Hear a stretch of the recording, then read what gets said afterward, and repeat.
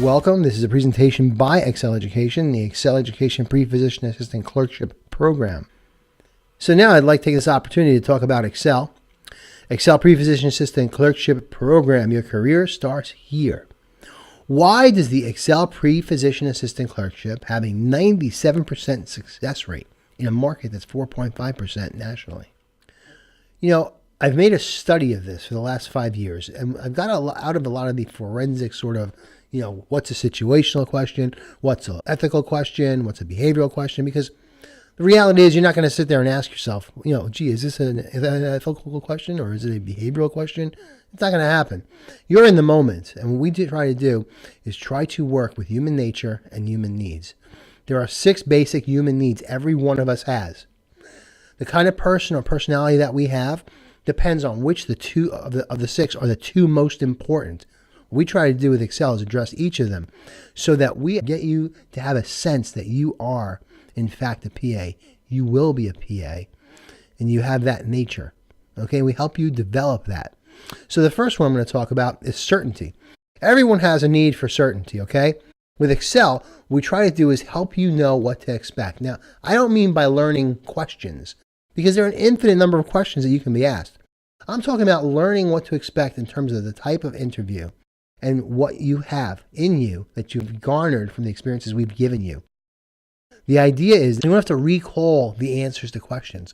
When you're asked a question, you just have to think about experience you just had. And because of that, it's not difficult. You are the expert on you. What we try to do is actually bring to light what you've learned. Peer networking. I mean, this is key also. So certainty, one degree of certainty you have also with us is that there are a number of people that are rooting for you and working for you. You have your PA mentor, you have a clerkship student coach, you have me, the director of the program, and you also have all former students who have been through EXCELL. Often, you may have an interview where I've had 2 or 3 students already or more interviewed, possibly even in the PA school, possibly even graduated from that PA school. So to be able to connect you with them is a huge benefit. Repetition and practice. Again, you'll be seeing patients every day. Every day you're going to go in, you're going to repeat the communication with them. But see, it's not the same every day. And that's the best part. You really learn to develop your ability to communicate, and you really understand what to expect when you're talking to a patient and how to relate that to your PA interviewer. PA mentoring, again, we are mentors. We're not just shadowers or shadowees, if you will. We are PA mentors. We're there for you. We are there to tutor you, to coach you, to help you. And then again, interview coaching. You'll get that through your mentor, but you'll also get it through the mock interview process. And again, you will have the coaching actually videotaped for you. Also, we're always available to answer any questions you have, as well as having the online coaching programs. And commitment to success. Again, the reason EXCELL exists is for you to succeed. If you succeed, we succeed. It's a chance for us to give back and for us to also provide PA schools with really good candidates to become really good future PAs. And that's important to us as PAs. So this could be you, very confident at the interview, smiling, not a worry in the world, because you know you're meant to be a PA. And that's certainty.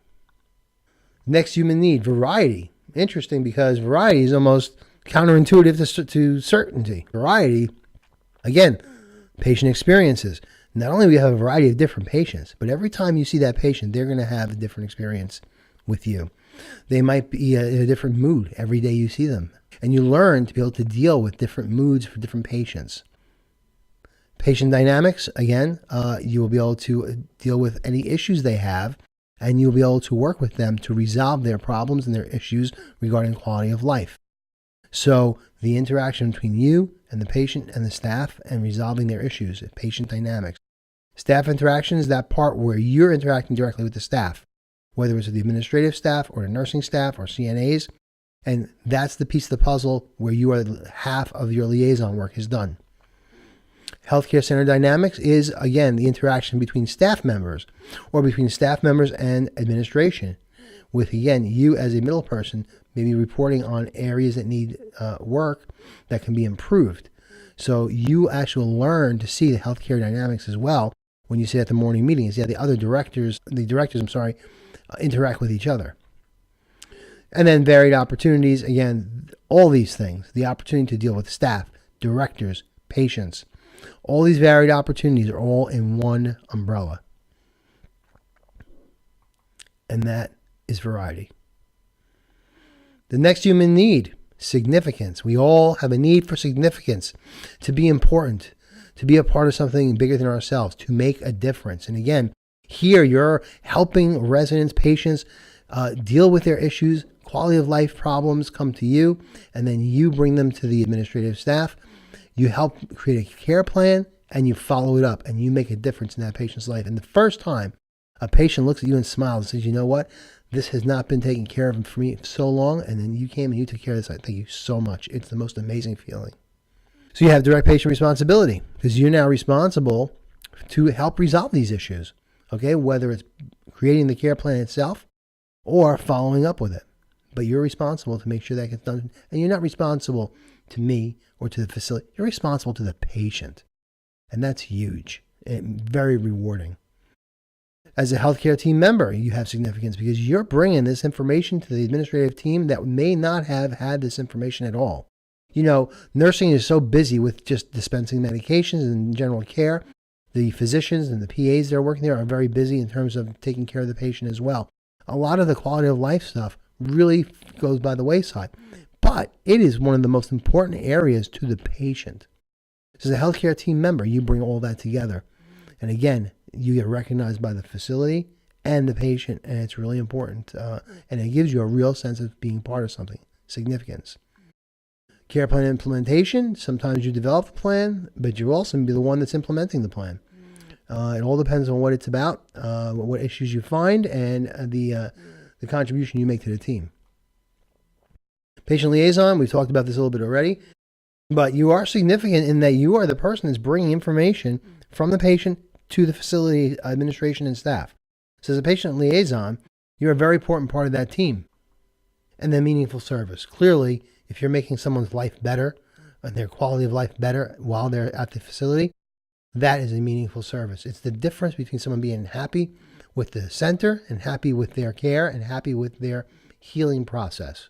So being able to help their mood and help their attitude is going to help them heal. Very important. Significance. Next human need, connection.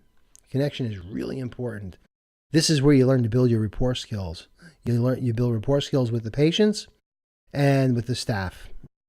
And then what happens when you go to the interview is you use those skills you learn and build rapport with the interviewer. Patient relationships is how you interact with the patient, and they come to a point where they actually rely on you and look forward to seeing you every week. And that's another great feeling when the patient's so happy to see you. I have had family members call the facilities just to thank them for having our students with EXCELL visit with the patient and deal with their issues. Staff interaction, again, you will be part of a team and you will be interacting with the team as a cohesive unit, bringing care to these patients. Contribution. Working with administration, again, you are part of the administrative team and reporting all your findings to the directors at the highest level of directors at these facilities, and no student gets that opportunity.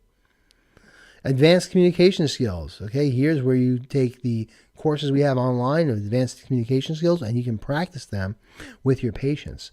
You know, patients have all kinds of issues going on. If you can learn to build a rapport with a patient that's just in a bad way, remember, they're in the worst condition they've been in.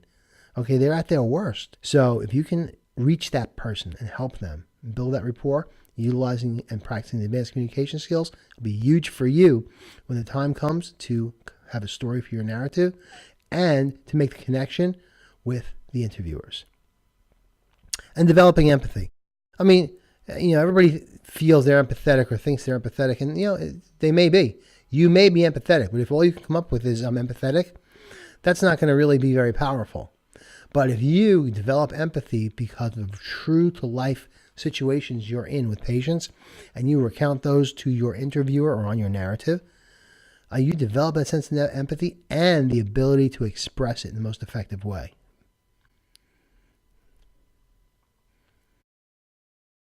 Next, we have contribution. Everybody wants to be a contributor. They want to be able to put something of themselves into something.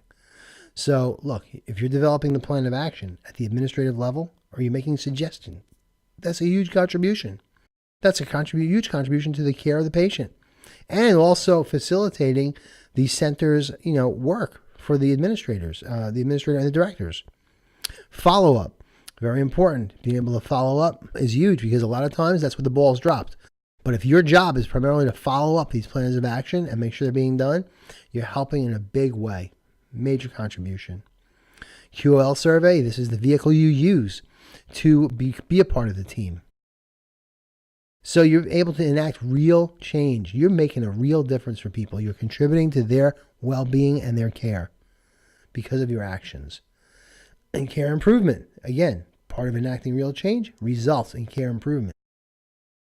Educating the public. You're going to have the opportunity to educate the public about what a PA is, because you're a pre-PA student, and these people in the centers and the facilities, they're going to be seeing you once a week. And as time goes forward, you're going to have a conversation about what you're doing, and you'll be educating the public about the PA profession. So that's contribution. Next one is growth. In a way, growth is the culmination of all of these. Certainty, variety, significance, connection, contribution, confidence is what all these come to. When you have certainty, variety, significance, connection, contribution, you develop a sense of confidence. When you have a sense of confidence, you develop growth. When you have a sense of certainty, you develop growth. Variety, significance, connection, all these things help you grow. Contribution. Ultimate confidence, you become a PA. And that's growth. By taking all these human needs and focusing them in context of becoming a PA, you ingrain in yourself what it is to be a PA. And once you're a PA in your heart and your mind, nothing's going to stop you from achieving that goal. At EXCELL, the program structure is 2 days a week, 12 hours a week, so 6 hours a day for 2 days for 4 months.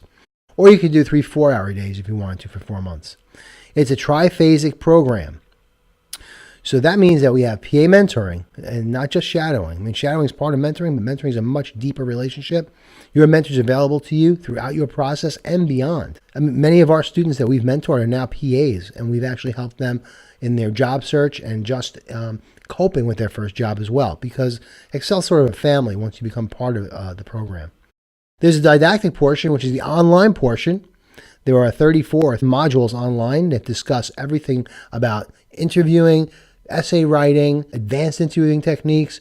There's tests and quizzes. Also, there's the practical or patient contact, direct patient contact portion, which is the quality of life survey, where our students perform a quality of life survey for all different types of lifestyle and quality of life issues that patients deal with in the centers that we are partnered with. As I mentioned earlier, our students take the results of this survey and they make their reports to the administrative staff of the facilities weekly.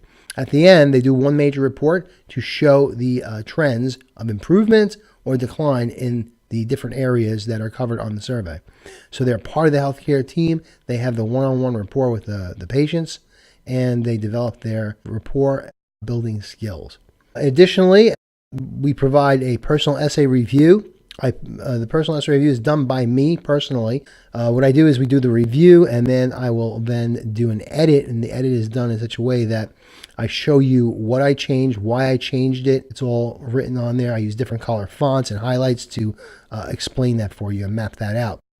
There are also 2 mock interviews, one in the 2nd month and one in the 4th month. And we video record those interviews and the critiques at the end. So you'll be able to review that in a private Vimeo channel. Only you have the password and myself. And you'll be able to hold on to those and review them, improve on your performance, and you can use them even before you actually go and interview to brush up. If you require a 3rd mock interview, we provide that for you just before your actual first PA school interview. I hope you've enjoyed watching this video as much as I've enjoyed making it for you. And please send us your feedback. You can email us your feedback at letusknow@excelleducation.com.